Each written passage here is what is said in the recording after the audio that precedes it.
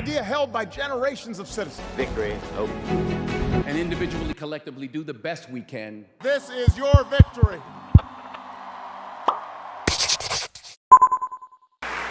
In this election, we have a candidate for president of the United States who over the course of his lifetime, in the course of this campaign, has said things about women that are so shocking, so demeaning, that I simply will not repeat anything here today.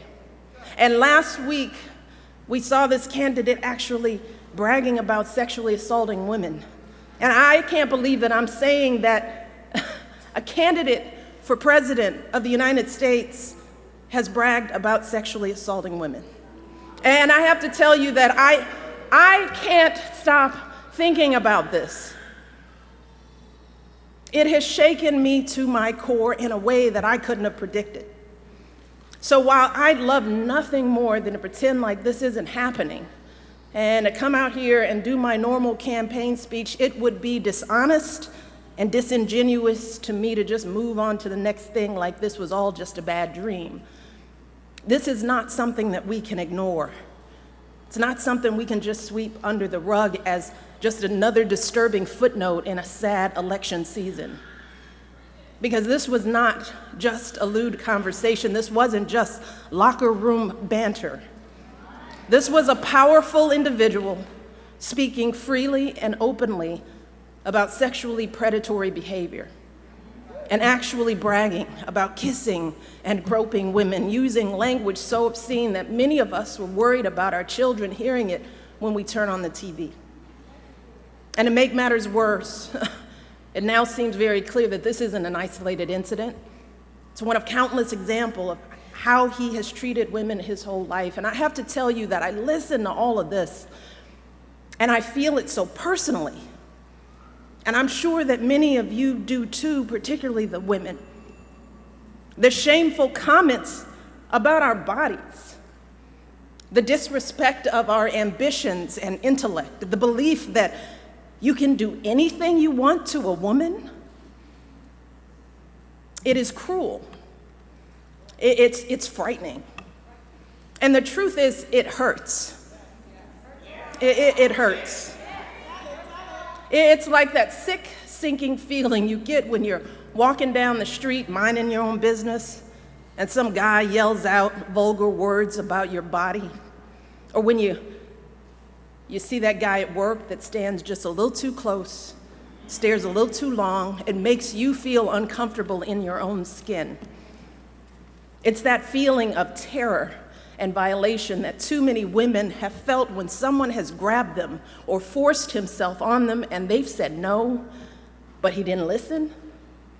Something that we know happens on college campuses and countless other places every single day.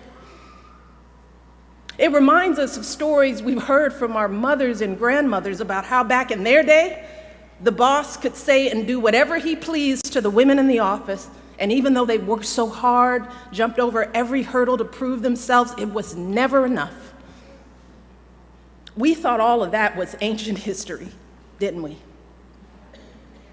And so many have worked for so many years to end this kind of violence and abuse and disrespect, but here we are in 2016, and we're hearing these exact same things every day on the campaign trail. We are drowning in it. And all of us are doing what women have always done. We're trying to keep our heads above water, just trying to get through it, trying to pretend like this doesn't really bother us. Maybe because we think that admitting how much it hurts makes us as women look weak. Maybe we're afraid to be that vulnerable. Maybe we've grown accustomed to swallowing these emotions and staying quiet because we've seen that people often won't take our word over his. Or maybe we don't want to believe that there are still people out there who think so little of us as women. Too many are treating this as just another day's headline, as if our outrage is overblown or unwarranted. as if this is normal, just politics as usual. But New Hampshire, yeah, be clear, this is not normal. This is not politics as usual.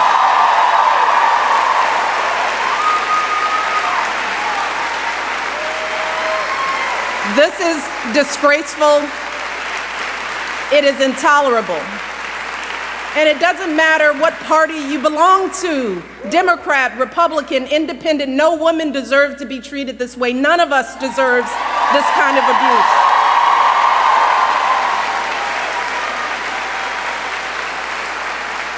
And I know it's a campaign, but this isn't about politics. It's about basic human decency. It's about right and wrong. And we simply cannot endure this or expose our children to this any longer, not for another minute, and let alone for 4 years. Now is the time for all of us to stand up and say, enough is enough. This has got to stop right now. Because consider this.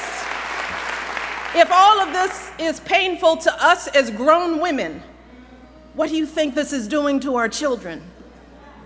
What messages are our little girls hearing about who they should look like, how they should act? What lessons are they learning about their value as professionals, as human beings, about their dreams and aspirations?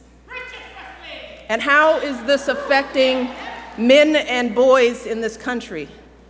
Because I can tell you that the men in my life do not talk about women like this, and I know that my family is not unusual.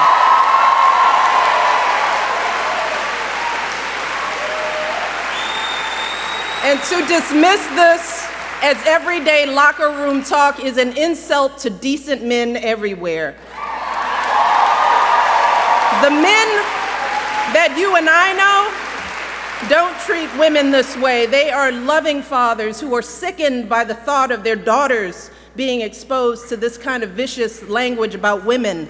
They are husbands and brothers and sons who don't tolerate women being treated and demeaned and disrespected. And like us, these men are worried about the impact this election is having on our boys who are looking for role models of what it means to be a man. In fact, someone recently told me a story about their 6-year-old son who one day was watching the news. They were watching the news together, and the little boy out of the blue said, "I think Hillary Clinton will be president." And his mom said, "Well, why do you say that?" And this little 6-year-old said, "Because the other guy called someone a piggy."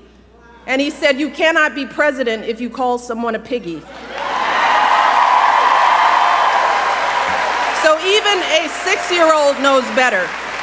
A 6-year-old knows that this is not how adults behave. This is not how decent human beings behave. And this is certainly not how someone who wants to be president of the United States behaves. Because let's be very clear, strong men, men who are truly role models, don't need to put down women to make themselves feel powerful. People who are truly strong lift others up. People who are truly powerful bring others together. And that is what we need in our next president. We need someone who is a uniting force in this country. We need someone who will heal the wounds that divide us. Someone who truly cares about us and our children. Someone with strength and compassion to lead this country forward. And let me tell you, I'm here today because I believe with all of my heart that Hillary Clinton will be that president.